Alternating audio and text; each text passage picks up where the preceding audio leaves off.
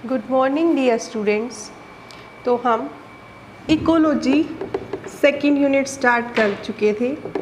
उसमें हमने पढ़ा था इकोलॉजी क्या होती है, इसकी टर्म किसने दी थी, फादर ऑफ इकोलॉजी कौन है। ठीक है, उसका फर्स्ट चैप्टर था बेटा ऑर्गेनिज्म एंड पॉपुलेशन।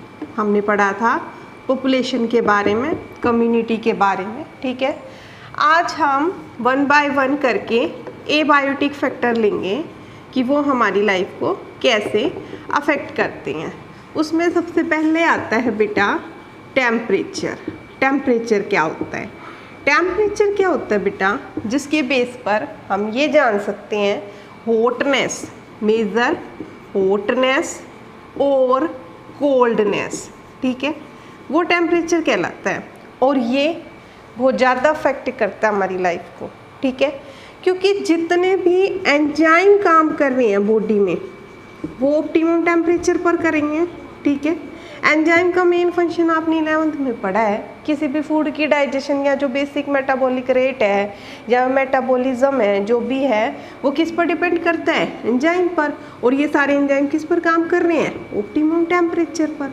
अगर थोड़ी बहुत भी गड़बड़ होगी तो ये फंक्शन नहीं करेंगे। ठीक है, तो टेम्परेचर भी बहुत ज़्यादा इफेक्ट करता है। ठीक है बेटा, टेम्परेचर जो है वो डे नाइट में भी चेंज होता है। ठीक है, और वेरी करता है सीजनली भी। ठीक है, जैसे हम देखते हैं समर के अंदर टेम्परेचर, विंटर के अंदर टेम्परेचर। ठीक है, तो इस तरह से जैसे ही हम हमारी अर्थ को ही ले लेते हैं, हम एसएस में पढ़ते हैं। ठीक है, जैसे जैसे हम इक्वेटर से पोल जाते हैं टेम्परेचर जो होता है क्या होता है, जो पोलर रीजन है, ठीक है, हीट होती जाएगी, नीचे जाते जाएंगे। ठीक है, तो इस तरह से जो टेम्परेचर है वो 0 डिग्री सेंटीग्रेड से 50 डिग्री सेंटीग्रेड तक भी चला जाता है। ठीक, तो एक ऑप्टिमम टेम्परेचर पर ही ऑर्गेनिज्म सरवाइव करता है। उससे ऊपर या नीचे उसकी लाइफ को वो अफेक्ट करने लगता है बेटा। ठीक है, इसी कैटेगरी पर, टेम्परेचर की कैटेगरी पर ऑर्गेनिज्म को क्लासीफाई किया गया है। एक होता है यूरीथर्मल ऑर्गेनिज्म।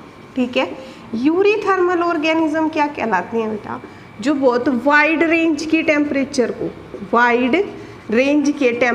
को सहन कर सकते हैं। ठीक है, फॉर एग्जाम्पल आपको पता है क्या कहलाते हैं, ह्यूमन जो है वो यूरीथर्मल है। ठीक, बहुत ज़्यादा वाइड रेंज के टेम्परेचर को सहन कर सकता है। हम कितनी गर्मी पड़ जाती है उसको भी अडेप्ट कर लेते हैं, सर्दी को भी अडेप्ट कर लेते हैं। ऐसा तो नहीं है कि बहुत ज़्यादा सर्दी आई तो हम इनएक्टिव हो गई। ठीक है, या हमारे बॉडी का जो भी सर्कुलेशन है या वाइटल प्रोसेस जितने भी हैं वो इनहिबिट हो गए, ऐसा नहीं होता। ठीक है, यानी हमारा बॉडी का टेम्परेचर 37 डिग्री सेंटीग्रेड ही रहेगा। ठीक, और हम उसके अकॉर्डिंग अपने आप को अडेप्ट कर लेते हैं। इसका मतलब हम वाइड रेंज के टेम्परेचर को सहन कर सकते हैं, तो हम यहाँ क्या कहलाएंगे, यूरीथर्मल ऑर्गेनिज्म। ठीक है, नीट के अंदर अक्सर पूछा जाता है यूरीथर्मल और स्टेनोथर्मल के बारे में। दूसरी तरह के होते हैं ऑर्गेनिज्म स्टेनोथर्मल ऑर्गेनिज्म, वो जो बहुत नैरो रेंज के टेम्परेचर को सहन कर पाते हैं, बहुत ही नैरो रेंज के टेम्परेचर को सहन कर पाते हैं। जैसे सर्दी आई, विंटर का सीज़न आया, इनएक्टिव हो जाएंगे, बैरोविंग कर जाएंगे, छुप जाएंगे। ठीक है, या इनएक्टिव स्टेज में चले जाएंगे। ठीक, तो वो क्या कहलाते हैं, स्टेनोथर्मल ऑर्गेनिज्म। इसमें एग्जाम्पल आता है बेटा, आपको देखते भी हैं आप रेप्टाइल्स। ठीक है, लिजार्ड कभी भी आपको विंटर में दिखाई नहीं देती है क्योंकि ये क्या है, कोल्ड ब्लडेड है। इसका जो ब्लड है वो जम जाता है। ठीक है, अगर ये विंटर में बाहर आती है। तो इस तरह के ऑर्गेनिज्म जो बहुत नैरो रेंज के टेम्परेचर को सहन करते हैं उसे क्या कहते हैं, स्टेनोथर्मल ऑर्गेनिज्म। ठीक है, तो बेटा टेम्परेचर हमारी बॉडी को भी इफेक्ट करता है। कैसे, जितने भी एंजाइम बॉडी में काम कर रहे हैं वो ऑप्टिमम टेम्परेचर पर करेंगे। ठीक, अब आते बेटा कि जो हमारी एरिया है वो भी टेम्परेचर के अकॉर्डिंग कैरेक्टराइज किया गया है। ठीक है, जैसे जहाँ ट्रॉपिकल, सब ट्रॉपिकल,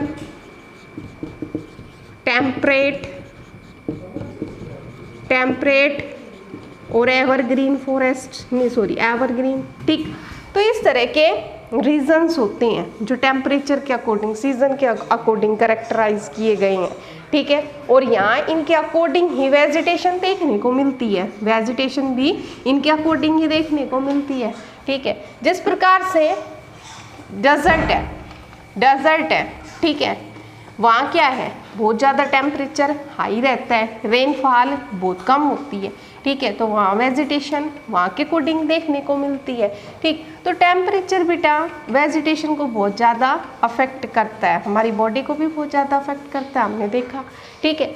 और दूसरा लेते हैं हम टेम्परेचर के अंदर जी, फॉर एग्जांपल मैंगो कभी भी आपको टेम्परेट कंट्री में देखने में नहीं मिलेगा, ठीक है। जैसे कनाडा के अंदर या जर्मनी में मैंगो कभी नहीं पाए जाते, ठीक है। सेकेंडली हम देखें जैसे जो ऑर्गेनिज्म स्नो जहाँ बर्फ़ पड़ती है, बर्फ़ वाला एरिया, वो यहाँ नहीं पाए जाएंगे, ठीक है। जैसे स्नो लेपर्ड है, वो कभी केरला में नहीं मिलेगा, ठीक है। तो ऐसे बहुत सारे एग्जाम्पल हैं जो ये बताते हैं हमें कि टेम्परेचर भी एक ऐसा ये बायोटिक फैक्टर है जो हमारी लाइफ को अफेक्ट करता है, ठीक है। तो हम ये नहीं कह सकते कि टेम्परेचर कैसा भी हो ऑर्गेनिज्म सर्वाइव कर लेगा, ठीक है। तो एनवायरनमेंट, हम पढ़ किसके बारे में रहे हैं, एनवायरनमेंट, आवर सराउंडिंग नेचर, ठीक है। और उसमें से एक हमने टॉपिक उठाया था टेम्परेचर के बारे में कि अगर टेम्परेचर बढ़ता है या घटता है तो वो कैसे हमारी लाइफ को अफेक्ट करता है, ये बायोटिक फैक्टर के रूप में। बेटा सेकेंड ये बायोटिक फैक्टर आता है वाटर, ठीक है। वाटर भी लाइफ को बहुत ज़्यादा, आपको पता है वाटर तो बहुत ज़्यादा ज़रूरी है बॉडी के लिए, और हमारी बॉडी का बहुत बड़ा हिस्सा जो है वो वाटर का ही है, ठीक है। तो सेकेंड ये बायोटिक फैक्टर हम पढ़ते हैं वाटर, ठीक है। Water is most important factor of environment, ठीक है। इसके अकॉर्डिंग भी बेटा प्लांट्स को करेक्टराइज किया गया है, ठीक है। जो डेजर्ट के अंदर पाए जाते हैं वो क्या कहलाते हैं, जीरोफाइट्स प्लांट, क्या कहलाते हैं, जीरोफाइट्स, ठीक है।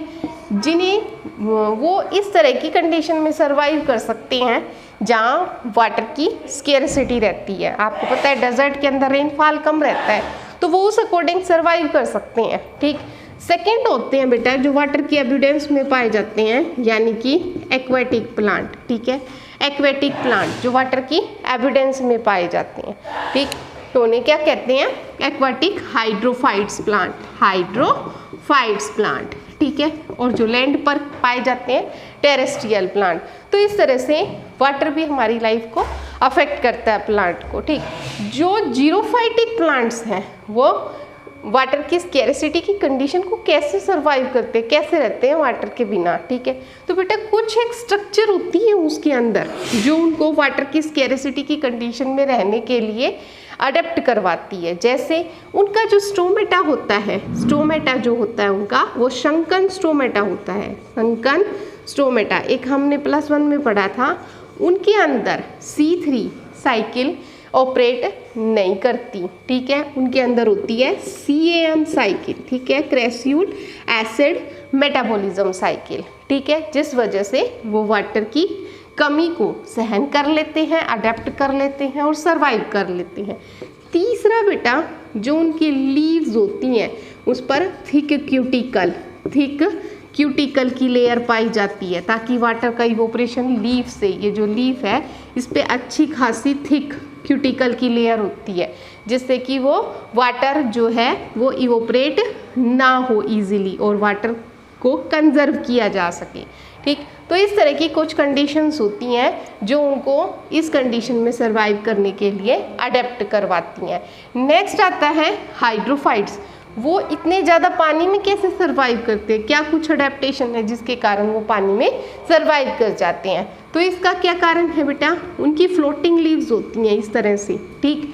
उनकी जो रूट्स होती हैं उनमें पोर्स पाए जाते हैं जिससे वो रेस्पिरेशन करते हैं, जिसे क्या कहते हैं, एरनकाइमा, पोर्स पाए जाते हैं, ठीक है। तो कुछ एक कंडीशन ऐसी होती हैं जो कुछ एक स्ट्रक्चर होती है उनके अंदर, सबमर्ज्ड लीफ होती है, ये क्यूटिकल की जो लेयर होती है वो यहाँ थिक थी तो यहाँ क्या मिलेगी, थिन मिलेगी, ठीक। तो इस तरह की स्ट्रक्चर्स उन्हें वाटर के अंदर अडेप्ट करने के लिए सरवाइव कराती हैं। ठीक, तो वाटर जो है वो भी एक इम्पोर्टेंट रोल प्ले करता है। अगर हमारी बॉडी के अंदर वाटर की कमी हो जाए तो हमें एक प्रॉब्लम हो जाती है, क्या हो जाएगी, डिहाइड्रेशन हो जाएगी, प्रॉब्लम हो जाएगी। ठीक है, तो इस तरह से वाटर भी एक एबायोटिक फैक्टर के रूप में इम्पोर्टेंट रोल प्ले करता है। ठीक है, तो हमने 2 फैक्टर पढ़े हैं आज। ठीक, एबायोटिक फैक्टर के रूप में टेम्परेचर और वाटर। नेक्स्ट टॉपिक करेंगे बेटा कल। Thank you.